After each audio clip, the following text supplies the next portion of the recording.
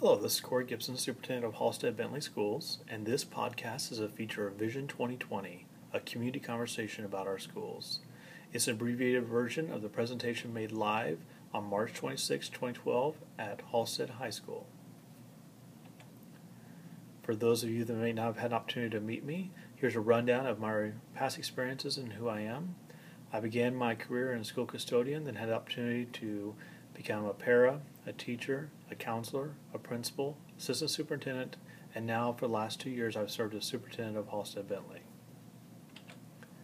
For reference about our district, we currently have 625 computers that are networked. However, out of the 625, almost half of them are past their life expectancy. We have 115 employees. Those include part-time, full-time, and coaches, and those that come in hourly. Last year, our cooks prepared 115,000 meals. We safely transported students 158,000 miles last year. And our total square footage for all the buildings we maintain is around 255,000 square feet. There's a lot of discussion in the nation about high school graduation, and Kansas outranks most every state in the nation when it comes to graduation rates. As you can see in this graph, 1972 to 2009 represented. The blue line, the dark line, indicates the total percent of those students that have graduated, and as you can see, it's moving in the right direction as almost 100%. The red dot indicates our district's average graduation rate of 95.5. It is below our 100% mark as a goal, but as you can see, we exceed that of the state and national averages. ACT scores have been compared for many, many years, and that is the college entrance exam. The composite score, which factors in all the average of all the areas, is indicated in this graph. The green line indicates United States average. The blue line indicates Kansas average. We're consistently in the top 10 performing in the nation. However, if you look at the red dot in the top right-hand side, that is our district composite score, which far exceeds that of the state.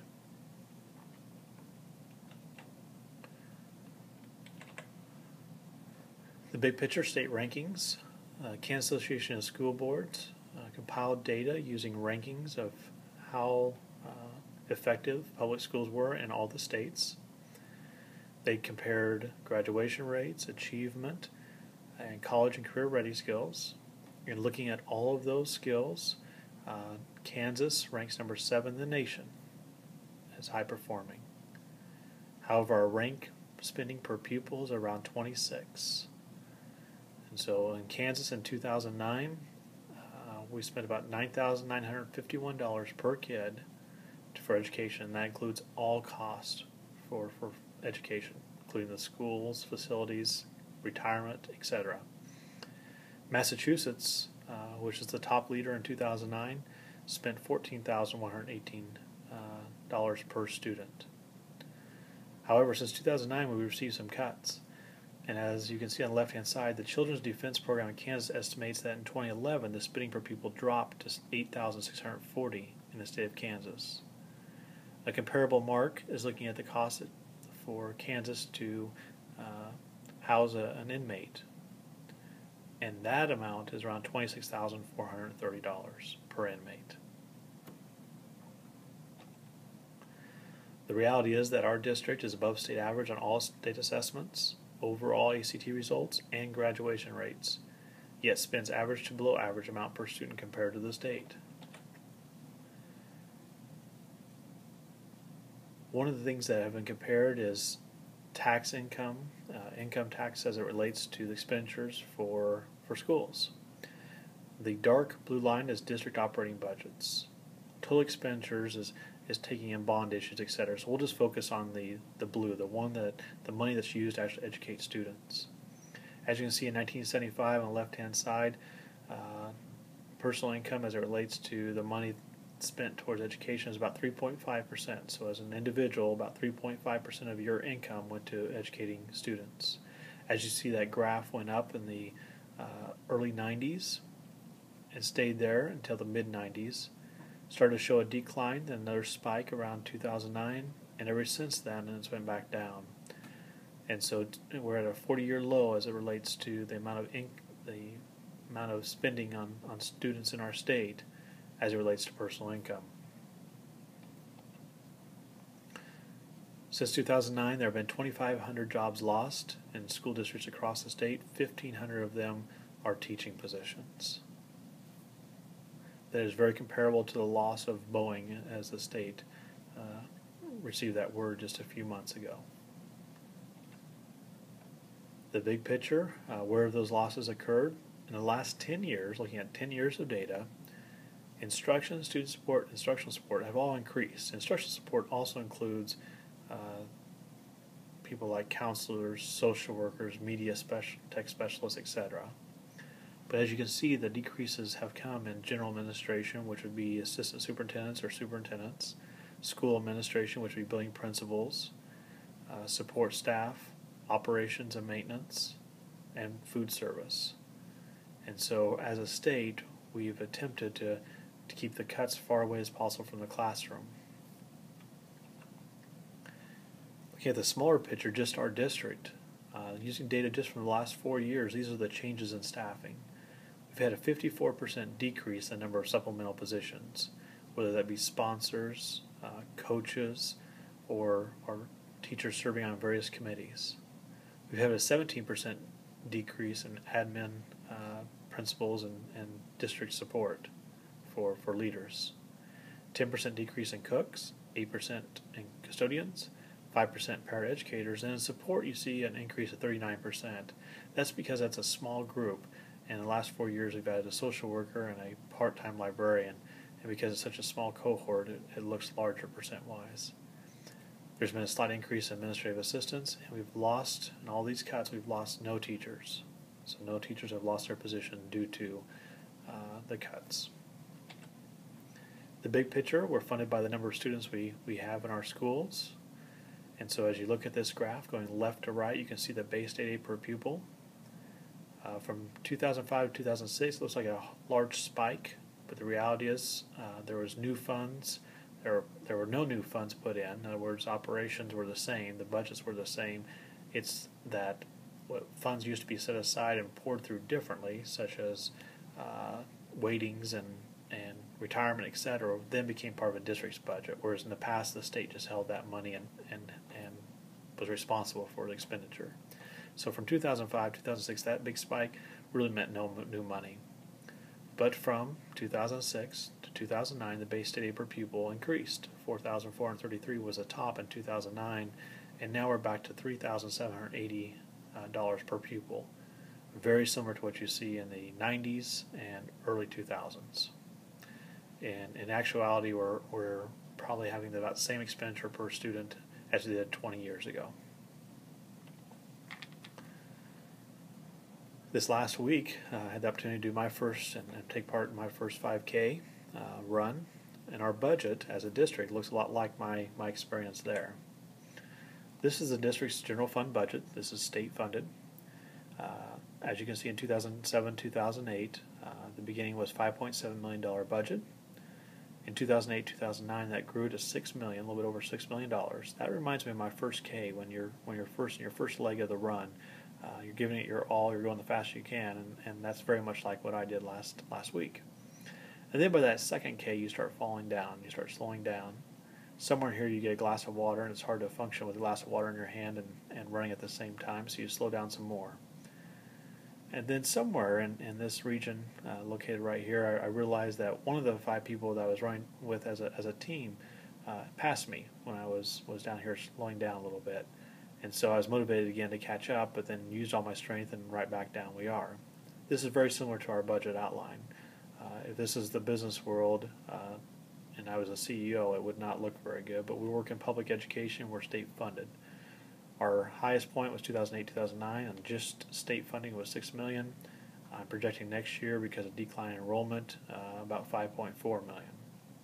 This year looks like a spike, but that's only because our board decided to use some of our contingency or savings account to help fund this school year, not to make any more additional cuts than what we needed to. The reality is that we probably won't spend all that amount. We'll be able to flow some of it over here so it's more flatlined.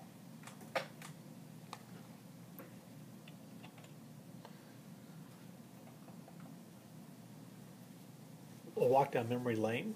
These are lists of all the reductions that occurred starting in 2009, 2010.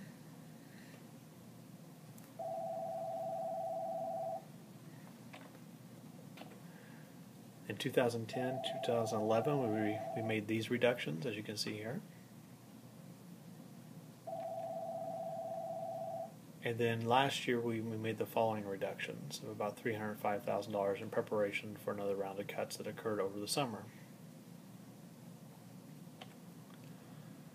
So when you think those 3 years and you combined the cuts, we've reduced expenditures by about $549,000, located in the red. However, our loss and reduction in funding since 2009 has been about $1 million a year. And so you may ask, well, what it is that you're not doing, or how are you making up the difference? The reality is the remaining $450,000 is delayed projects. So delaying purchases in textbooks, library books, technology, vehicles, buses, and then not paying a raise that's greater than 1% for our staff. And so what we've done over the last few years is we've attempted not to keep the cuts far away from the classroom as possible, but in doing so we've put ourselves behind on infrastructure, technology, and transportation. Besides the general fund, which is what we've been talking about up to this point, we have a local option budget, otherwise known as a supplemental general tax. That is property tax that is taxed locally to help to support schools. For every $1 received in our district in this tax, 50 cents of it comes from local property tax and 50 cents comes from the state as equalization for lower poverty districts as it comes to district wealth.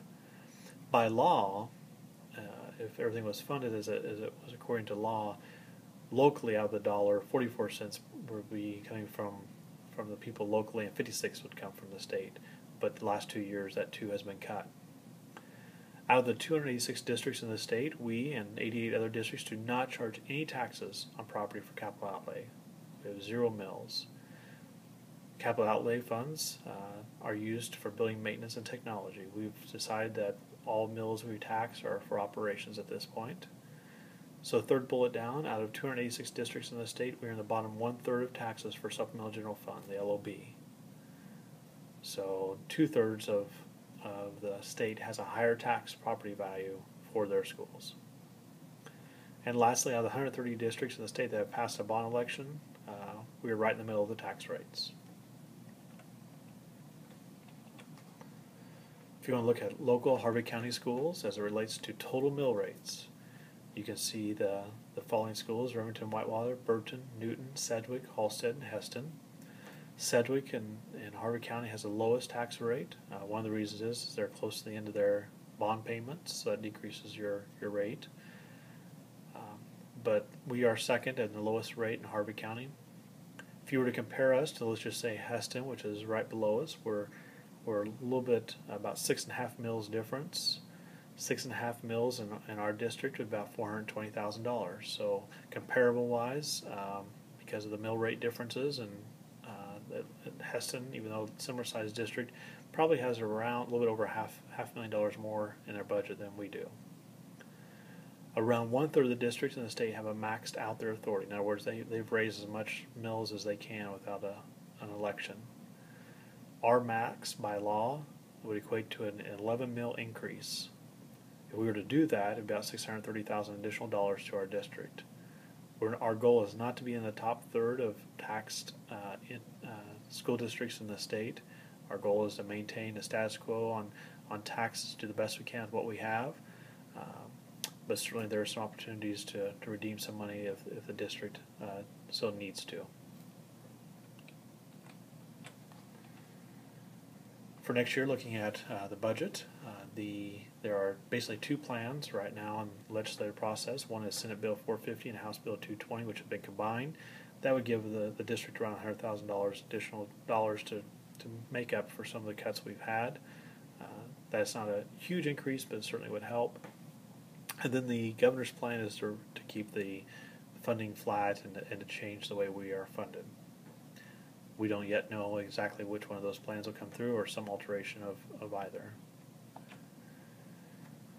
As with anyone else, we experience increased costs year to year, and so these are a list of the increased costs that we're expecting for next year. The first is property and workman's comp insurance. We know that increase is $30,000. That's already been set. 5 years ago, we replaced 2 buses in our fleet a year. Last year, we replaced 1. This year, we replaced 0.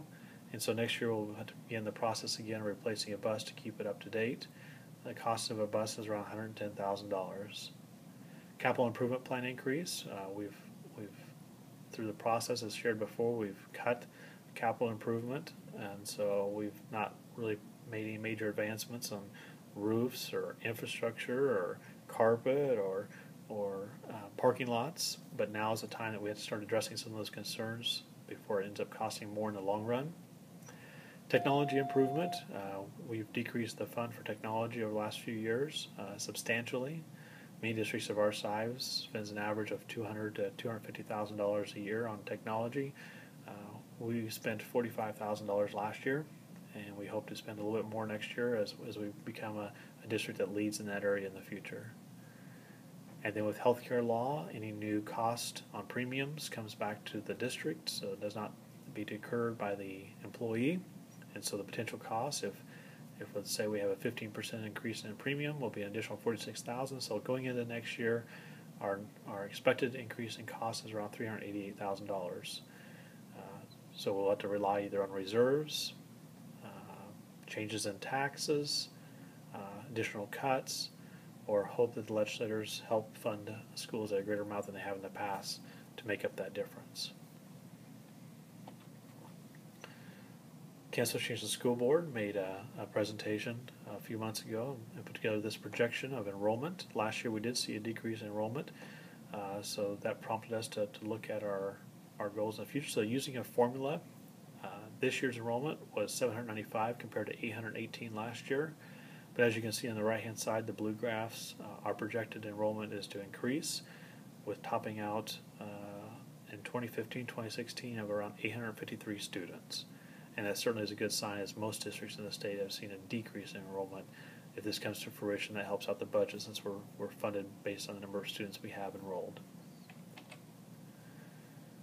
Right before spring break, I asked staff to give me some observations, some items that they had thought of that has changed just in the last 2 years, because sometimes it's perceived that education is slow changing, but we're changing now at a quicker pace than we probably ever have in our history.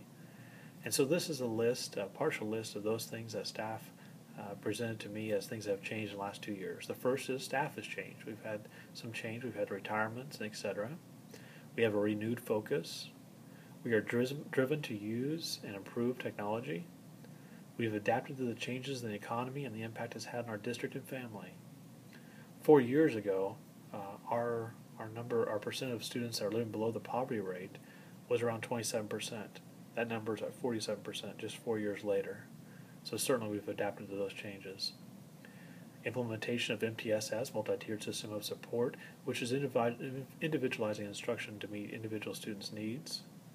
Conserving energy is a new focus. We'll save an estimated $47,000 next year due to changes in systems and behaviors in the area of energy. We have a new reading program at Bentley Primary School that integrates technology heavily. We were one of the early implementers of Common Core Standards, which is a new national curriculum in reading and math that will be fully implemented within the next 2 years. We have a new computerized and efficient heating, lighting, and air conditioning system. Increased focus on standardized discipline throughout the district. Better communication.